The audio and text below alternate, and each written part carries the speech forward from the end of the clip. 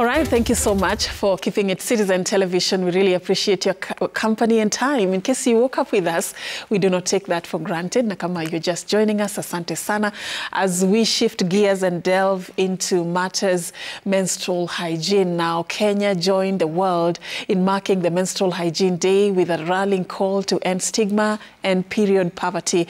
Gender and Affirmative Action Permanent Secretary Anne Wangombe, who led the distribution of sanitary towels to school-going girls in Mathare, says government is keen on ensuring all girls get access to sanitary commodities to ensure 100% attendance in school. Let's get that story from our reporter, Emily Chebet.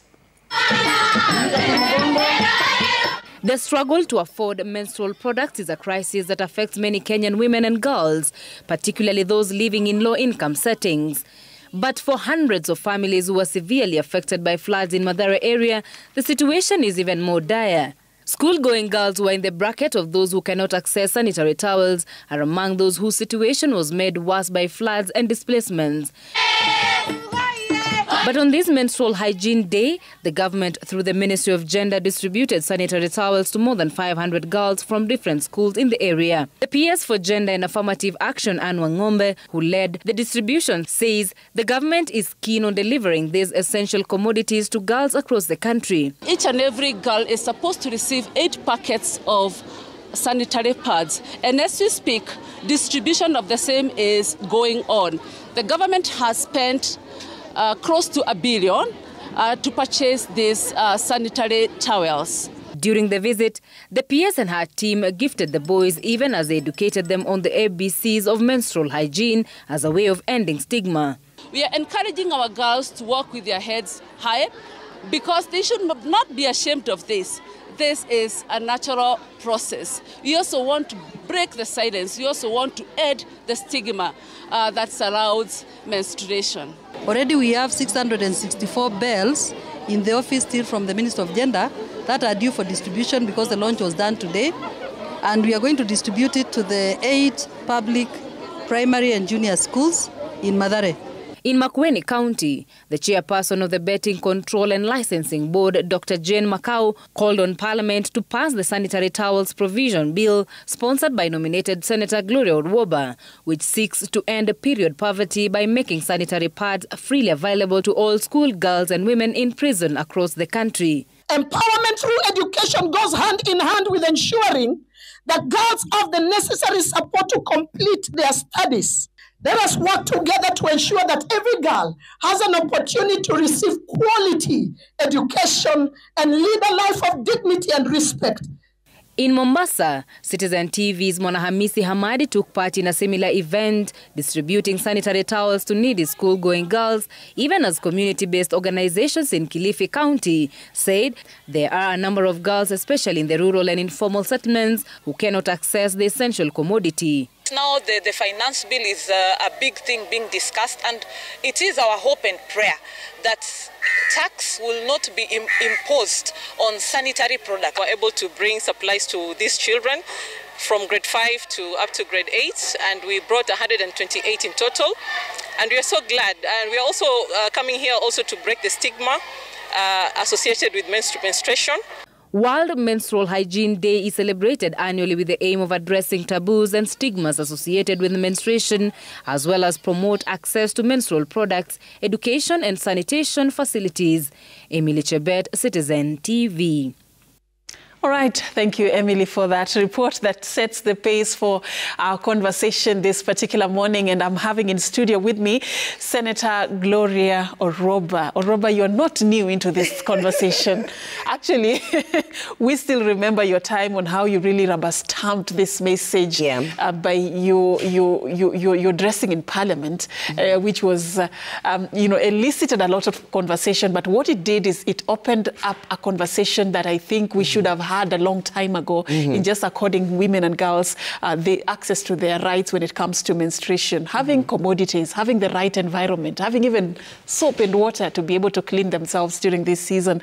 But I'm glad to have you this morning. Thank you. Thank you for having me. Just a day after we marked the Menstrual Hygiene Day. Do you think girls and women in Kenya have a reason to celebrate? Yes, they do. Yes, they do. I think we shouldn't focus so much on what needs to be done all the time. Sometimes you need to pause and celebrate on the wins. And yesterday being World Menstrual Hygiene Day, for me, that's what I did. I took a moment to reflect and celebrate on the wins that we have. We have literally, as a country, as a continent, we've gotten the last at least 1 year. So, yes, we have something to celebrate about. Number one, our budget went from 265 million to 876 million. That's like triple. That's something to celebrate. We had some logistical issues in terms of procurement and distribution, but you have to celebrate some of those things, yeah? And right now, that was the year 2023-24. Now we are going into the budgeting season. Based on how we have performed on the distribution and the impact of the last financial year, then we can go and justify and even push to double. We can literally, if the legislators understood the impact of what this 876 million has had on the ground, then they'll be able to say, you know what, we need 2 billion. So that by the time we are in 5 years, we are literally saying that every public learning institution will have free sanitary towels. So I celebrate that. You know what, I also celebrate that I think this is the first year where the World Menstrual Hygiene Day in Kenya has been highlighted across all media houses, and there's a realization that actually this is a holiday that we need to celebrate. So for me, that is also we have normalized the conversation. We have somehow, behavioral change starts by normalizing things, because now we are talking about it. We are having leaders go out, discuss about Menstrual Hygiene Day, distribute pads, stand in podiums, even male champions, and actually talk about menstruation. I want to celebrate that, because then I feel that even the billboards that we have had back and forth, somehow people are like, it's okay, you can talk about it. So another thing I want to celebrate is that we are getting to a point where, because of the conversations, we can now talk of what are the best or effective menstrual hygiene products. We can even move to a point of, okay, in the event we have infections or girls are going through something, now the health part of it, do they have access to a gynecologist? We can move to the next step. So, yes, I think there's a lot to celebrate. You have started on a very optimistic note, but then again, let me take you back. Why do we need to really discuss these subjects, menstrual hygiene? Why is it important for people to just really understand, how it impacts women and girls if the country is not sensitive to this particular subject? I can bring it down to one thing. It is literally the end of humanity. Yeah? I always tell people, if we don't safeguard our sexual reproductive health, beginning from menstruation, you are literally risking a country's population, because this is where life begins. This is literally the mark of human being. So if you get to understand that, then you go like, oh, okay. So if we don't talk about this, if we don't demystify the things that are harmful, if we don't talk about the reproductive rights, the reproductive health angle of it, then we are also ignoring the fact that we can have maybe after 20 years, if we are affected, our population is affected because we are simply not paying attention to menstruation. All right. Yeah. All right. I want us to quickly cross over to what you said yesterday in Parliament. Yeah. I'm curious to know what you are up to, and this is what Senator Gloria Ruoba, when she took to the floor, said, as part of her commemoration of the World Menstrual Hygiene Day.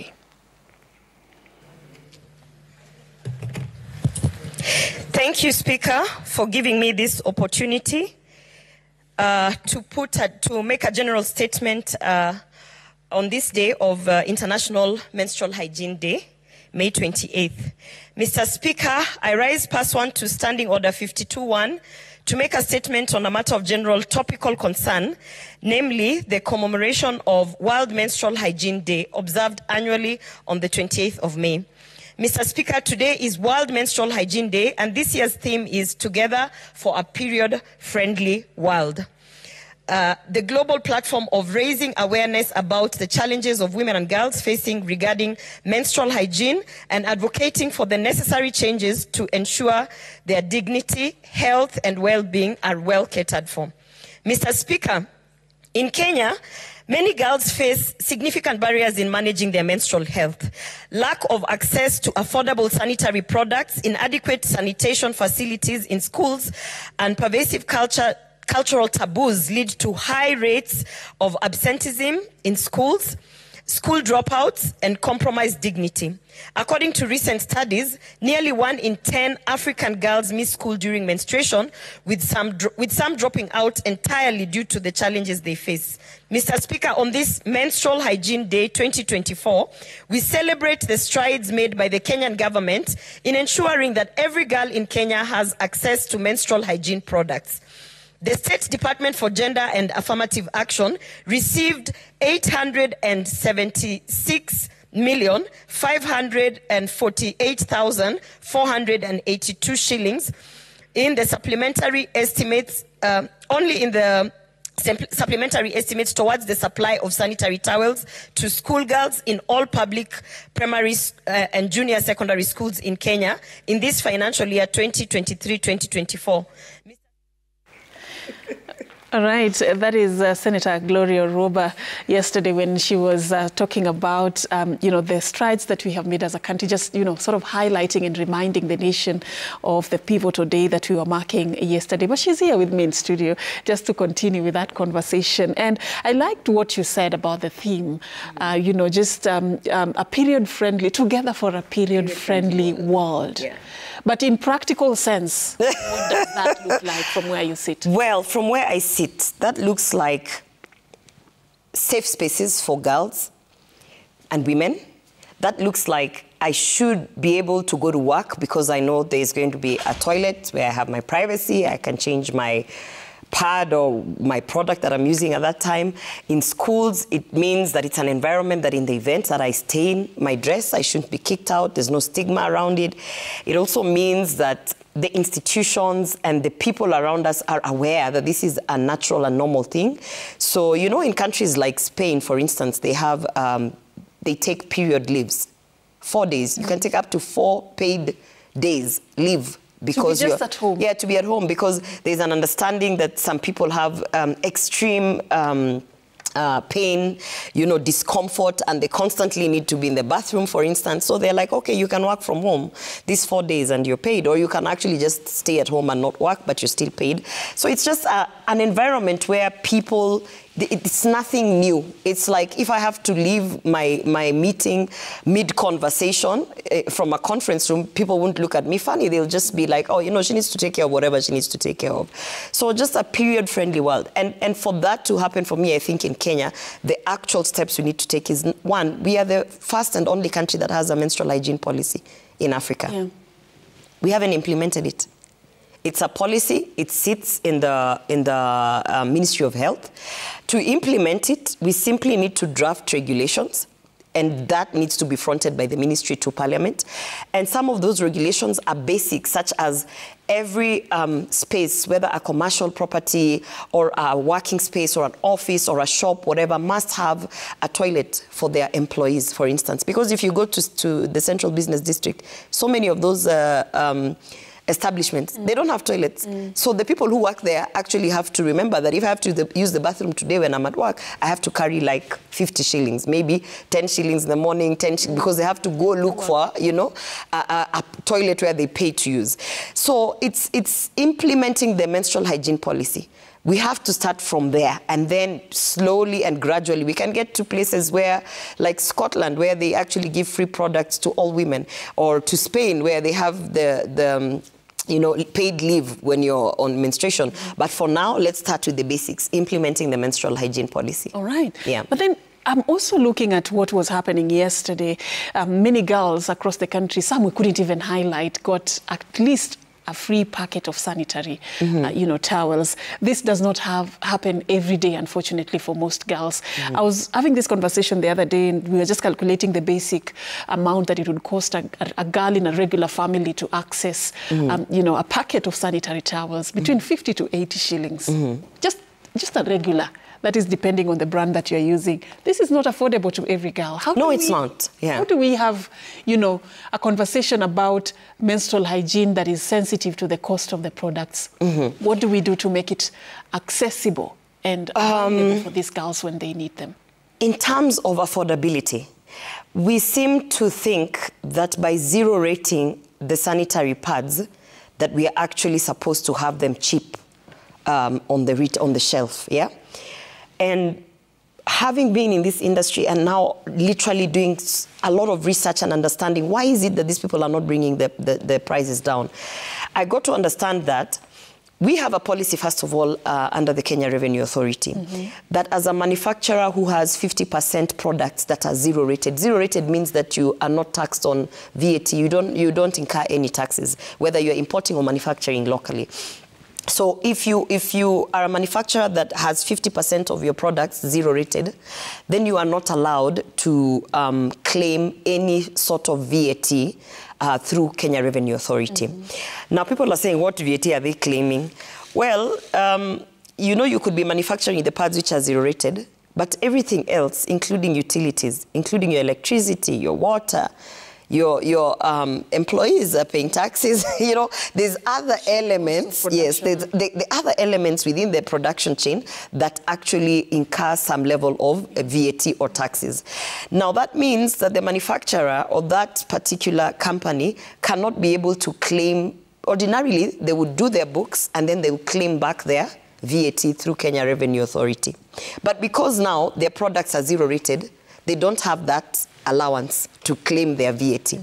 So what does that mean? It means all this VAT that they're incurring in their books, which they cannot claim from Kenya Revenue Authority, they push it back to the product. So they push it back to us, the end user. So while the pad essentially is zero rated, because the company has to balance their books and make a profit, they will push back the VAT to the pad, spread it out, and we end up with sanitary towels at 80 shillings. So when you really think about it, with this particular policy sitting that they cannot claim the VAT, we might as well have the pads taxed so that once they're taxed, the company doesn't push the VAT to us, they claim it back from Kenya Revenue Authority. The weird thing of this mathematics is that the cost of it comes down. How so? That you'd propose that they be taxed? No, I'm just saying that's the one way to look at it. The second way to look at it is that Kenya Revenue Authority should allow for these companies to still be able to claim back the taxes, the VAT that they are incurring on the production chain. Because if they can claim back from KRA, then they are not going to push that cost on us, the end users. So it's just it's a small thing.